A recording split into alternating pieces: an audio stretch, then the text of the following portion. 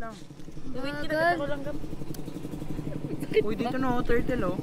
Saan? Wait lang. Bigyan niyo yung core, bigyan niyo yung core. G.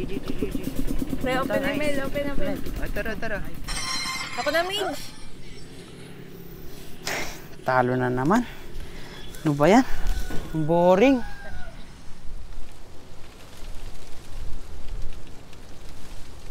Ano yun? Ano kaya to?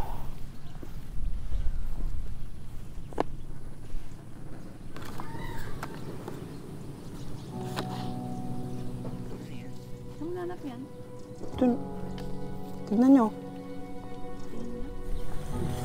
Ganda sa Batanes. Meron ba ito dito? Sabi niya dito. Wait lang, When I was growing up, I was told in school that my country was colonized by Spain. Ang ganda ng mata. For a period over 330 years. Hindi kaya talaga to. Philippine landscape. Gawa talaga siyang Pilipino. The challenge Ganyan of kaya being talaga kasutan an nila old dati. king with a noble perspective. Some people say that is a Luksong baka, larong Pilipino.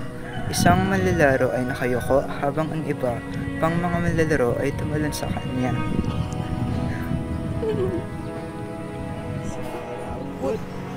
Ikaw yun eh.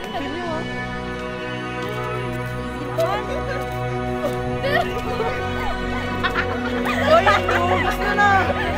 Uy, ikaw tayo! Ako na. Uy, tama nga lang to, level 2. Hindi makatalon. Ayusin mo! Sierra Madre is the longest mountain range in the Philippines. It forms from the eastern backbone of Luzon, running from the provinces of Cagayan in the north. So, pag pupunta yung bagyo pa ganito, edi So, pag may bagyo, hinaharangan niya yun? Parang may sa bagyong Christine. Dito ba yun? Dito to. Pakinggan niyo to ah. Ang mga gaddang ay may mayamang tradisyon ng pananahi at pagbuburda. Kilala sila sa paggawa ng mga damit na may disenyo gamit ang makukulay ng mga sinudid o tawag rin na huway. Sila pala yung may tradisyon ng pananahi at pagbuburda.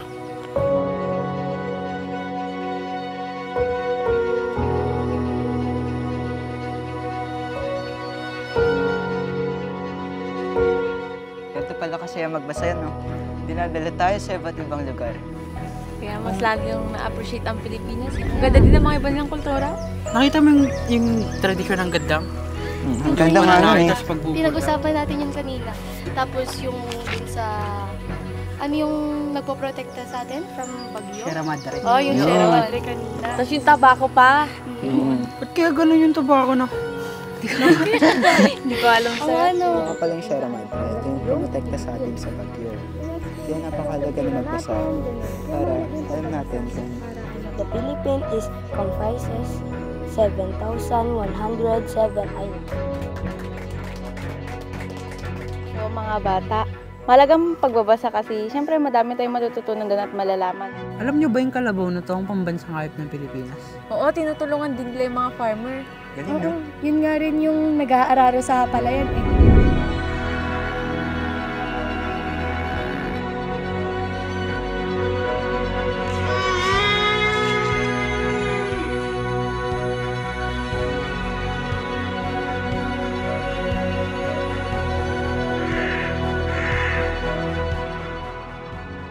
Ang Cagayan River ay ang pinakamahabang ilog sa Pilipinas. Oo. Alam nyo ba yung Cagayan River ay ang source ng tubig ng mga magbubukid?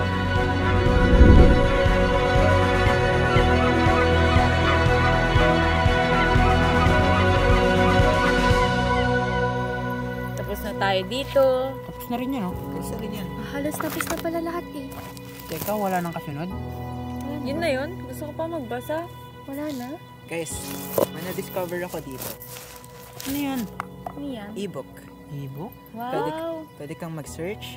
Pwede ka rin matuto dito. Dahil Teka. maraming kwento. Pwede pa ano? Oh, ang daming Uy, ang dami! Pwede mag-download yan? Pwede. Ang dami nating matututunan dyan.